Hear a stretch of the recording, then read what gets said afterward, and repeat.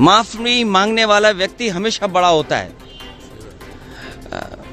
ये जो कलयुग आया हुआ है, हालांकि वो मैं नहीं कह सकता हूं कहां से शुरुआत हुई थी, लेकिन भगवान श्री राम ने के अलावा जो हमारे भगवान हैं, भगवान श्री कृष्ण ने जब अपने प्राण छोड़े तब कलयुग शुरू हुआ।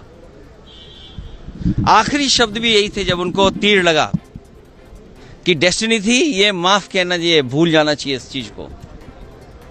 तो कम से कम सरकार को जिनकी भाषा से, व्यवहार से पूरे देश का सेंटिमेंट बाबा साहब भीमराव अम्बेडकर जी के लिए जो अपमान की तरह भाषा इस्तेमाल हुई, उस पर माफी मांगनी चाहिए और शब्द वापस अपने लेने चाहिए। माफी मांगने वाला व्यक्ति हमेशा बड़ा होता है।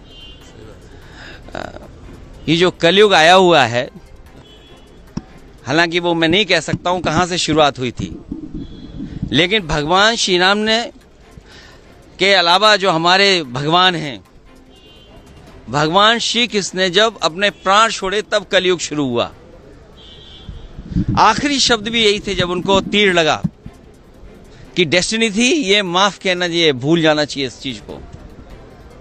तो कम से कम सरकार को जिनकी भाषा से, व्यवहार से पूरे देश का सेंटिमेंट बाबा साहब भीमराव अम्बेडकर जी के लिए जो अपमान की तरह भाषा इस्तेमाल हुई, उस पर माफी मांगनी चाहिए और शब्द वापस अपने लेने चाहिए। माफी मांगने वाला व्यक्ति हमेशा बड़ा होता है। ये जो कलयुग आया हुआ है, हालांकि वो मैं नहीं कह सकता हूं कहां से शुरुआत हुई थी, लेकिन भगवान श्री राम ने के अलावा जो हमारे भगवान हैं, भगवान श्री कृष्ण ने जब अपने प्राण छोड़े तब कलयुग शुरू हुआ। आखिरी शब्द भी यही थे जब उनको तीर लगा कि डेस्टिनी थी, ये माफ कहना चाहिए, भूल जाना चाहिए इस चीज को। तो कम से कम सरकार को जिनकी भाषा से, व्यवहार से पूरे देश का सेंटिमेंट बाबा साहब भीमराव अम्बेडकर जी के लिए जो अपमान की तरह भाषा इस्तेमाल हुई, उस पर माफी मांगनी चाहिए और शब्द वापस अपने लेने चाहिए।